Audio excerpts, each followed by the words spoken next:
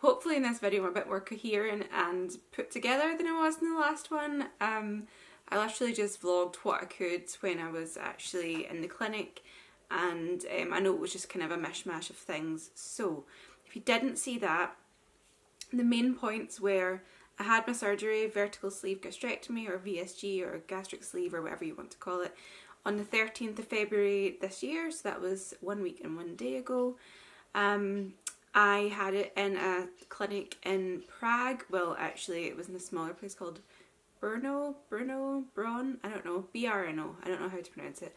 It was a Sargal clinic, and yeah, so I had it there. So I flew over and I spent 3 full days and 2 half days there. So I flew over on the Monday afternoon and I flew back on the Friday afternoon. Everything went well. There was a slight wobble at the beginning where they had written my weight down wrong. So I had weighed 97.6 kilos on the day, and the nurse had put it into the system as 91 kilos for some reason. I think maybe just the angle she'd looked at the little readout screen, she hadn't seen the top part of the 7. I don't know, I'm going to go with that.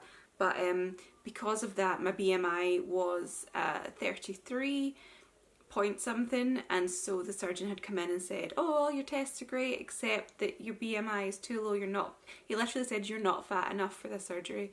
And so I was like, what? You know, I was sure my BMI was high enough because they like to do the operation if you're over a BMI of 35, which, you know, I'd worked out that I was at a BMI of 35.5, so I was confused. So turns out I got reweighed.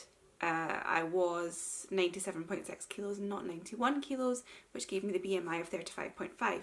So the surgery went ahead.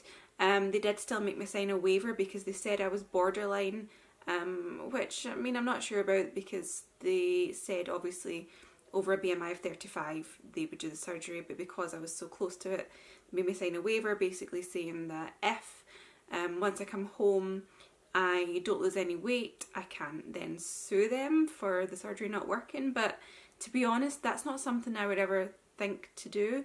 This is not a country that is known for suing people. I think, forgive me if I'm wrong, but I think in America, like, people suing each other is much more of a common thing. In fact, I was watching somebody's video a couple of months ago and she said that she had to clear all the snow from the sidewalk, like in front of her house, because if somebody slept there, then they could sue her, which just is crazy to me. So yeah, so I would never have sued them anyway. So I was happy to sign the waiver. I read it through really thoroughly to make sure that it was just really into not being able to lose weight after the surgery, and it wasn't kind of getting them out of any sort of liability if, you know, there was some sort of actual damage done to me during the surgery. So it's all good. I signed that, had the surgery, great, and I came home on Friday the 16th. And yeah, so I just wanted to go over kind of my week from when I came home up till this point, how it's been, and then obviously I will tell you what my stats are as well. So in the hospital itself, right up until Thursday, I was feeling very sick. They had to keep giving me anti-sickness or antiemetics into my cannula. They tried to give me it via tablet form, and I did manage to swallow it down, but then I vomited that up. So they gave me antiemetics through my cannula quite frequently because I was just being sick. The vomit itself, sorry if you don't like talking about sick, but just if you're going to go through this, just to be prepared. There's nothing in your stomach. Obviously you haven't eaten. I'd been on a drip for, you know, hydration, keep me hydrated, because you're not allowed to even drink anything until the day following your surgery.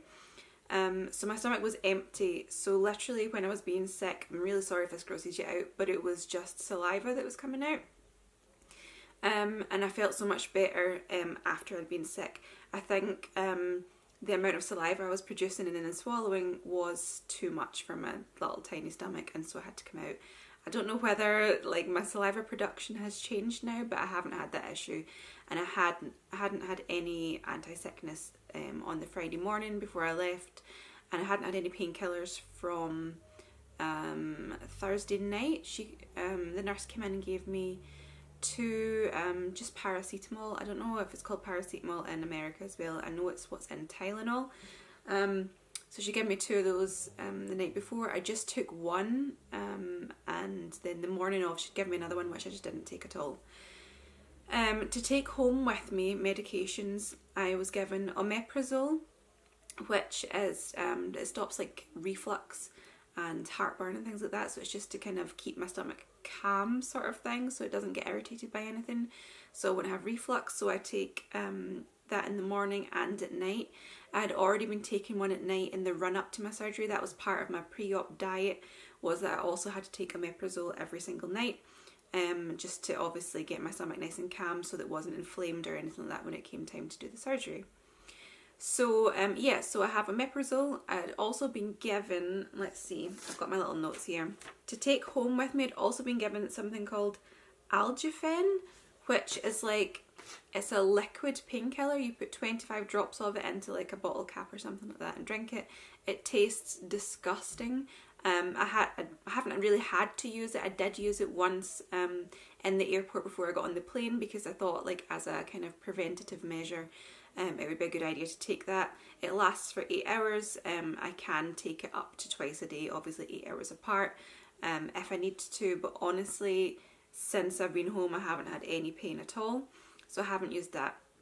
And then the third thing that I was given to take home with me medication wise was, let me just figure out what it's called, Zibor,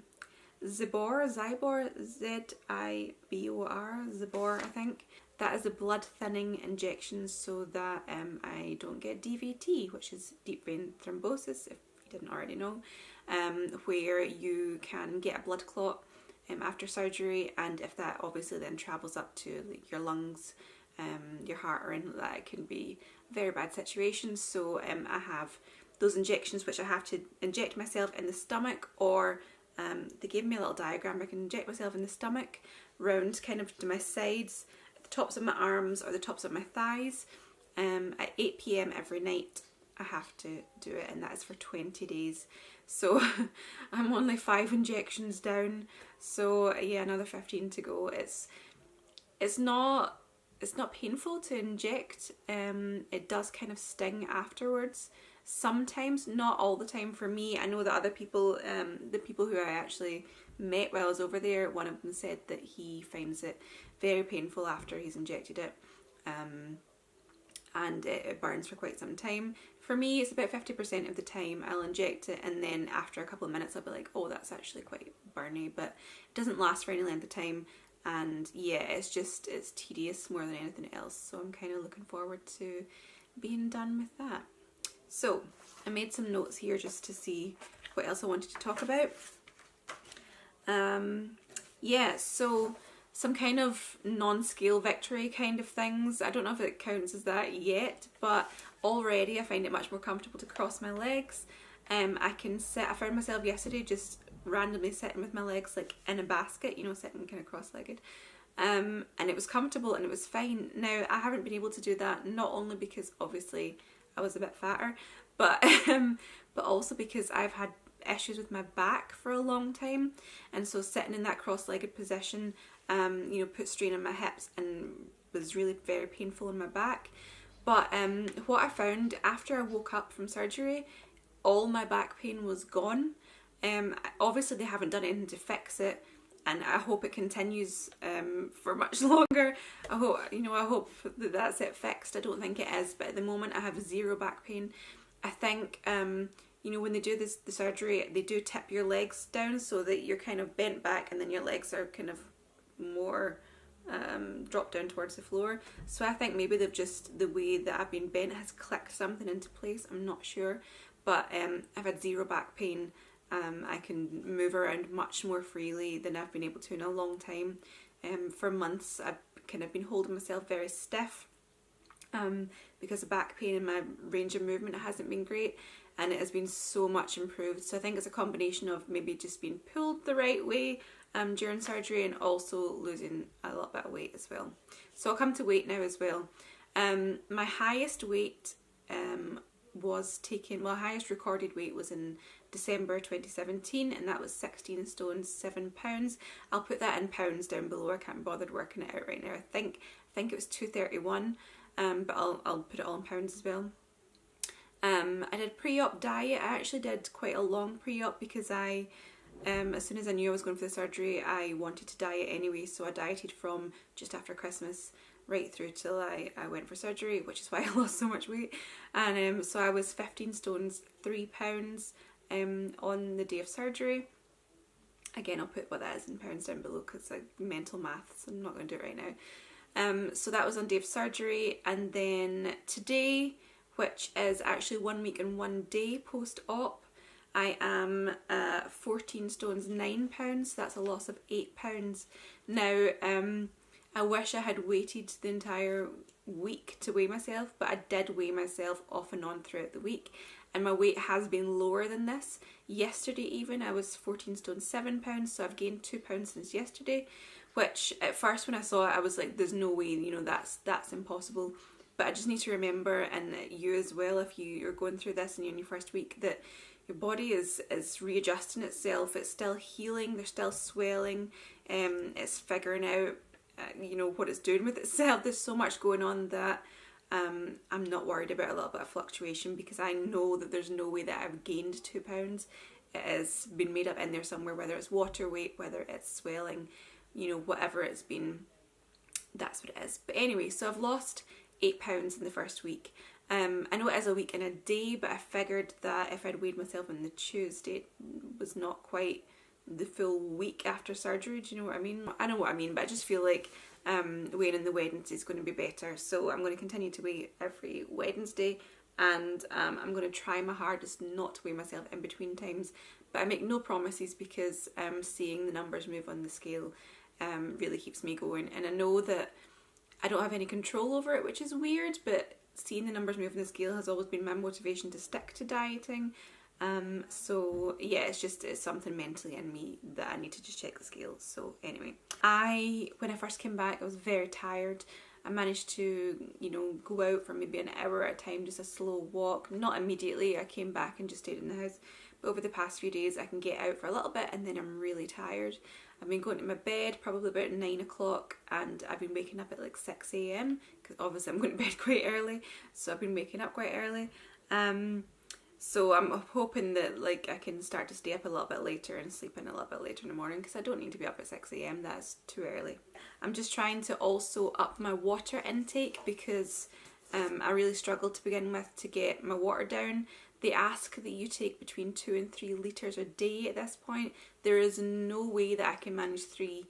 I can maybe manage 1.5 at a push. So I've got, it's just a little shaker bottle I've got just now. This holds 500 mils. I've had 300 mils this morning. It's like 9 a.m. or something. So I would like to get that other 200 mils down before lunch, and then another one in the afternoon and another one in the evening. Excuse me, my throat is very dry. Hang on. On that note, let's sip some water. Okay. Yes, I'm trying to up my water intake. I'm also trying to up my protein intake. Now, I was not given any instruction as to how much protein I'm supposed to be having on a day. I have seen other people say that they have to have like 70 or 90 grams of protein or something like that, which again is a struggle. So I've started adding in protein shakes and also high protein yogurts as well, just to try and up my protein a little bit, because there was a couple of days, you know, that I had about 100 calories in that day, and that's not really good enough either. And that was like almost zero protein, and there was no content to it that was good for me at all. Which is fine to begin with while you get used to, you know, how to eat with your new stomach. But yeah, at this point I just want to try and get some more protein in. I took that mouthful of water, now I feel like a gas bubble. Great. Gas pains were really bad for me on the first couple of days.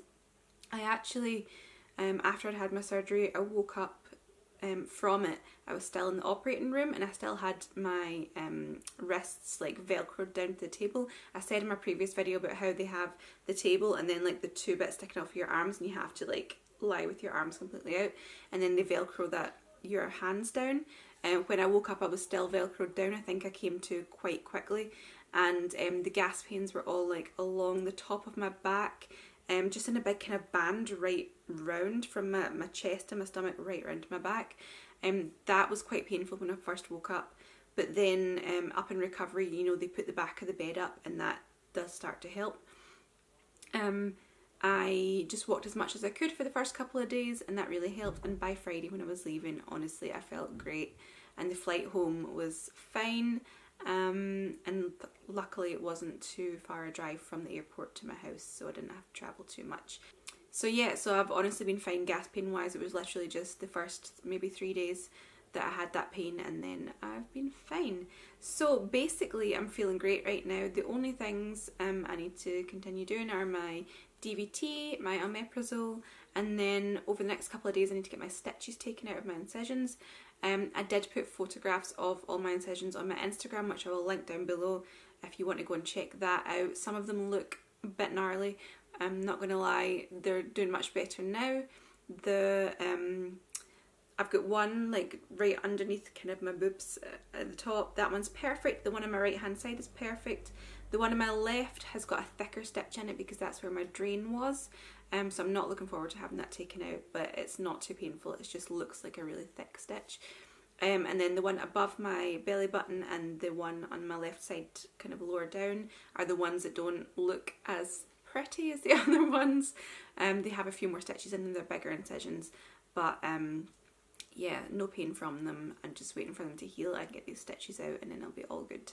So yeah, basically at this point in time, just carrying on with my stage 1 diet, which everybody's varies quite a lot. So I'm going to carry on with that, try to get all my protein in, look forward to get my stitches taken out, and hopefully next week I will have lost a good amount more weight, because that's what it's all about, isn't it? But I feel great, and yeah, I just can't wait to be able to drive again and go out and about and do more things as I get my energy back. So that was quite talky, that video, but hopefully I've covered everything. If you do have any questions for me, feel free to ask them in the comments. If you're not subscribed and you want to follow my journey, then please do subscribe. I'd really appreciate that. So yes, thank you for watching. I know that it was just me chatting for ages, but I hope it was helpful and informative, and I will see you all next week for week 2 weigh-in. Yeah, that'll be fun. Bye.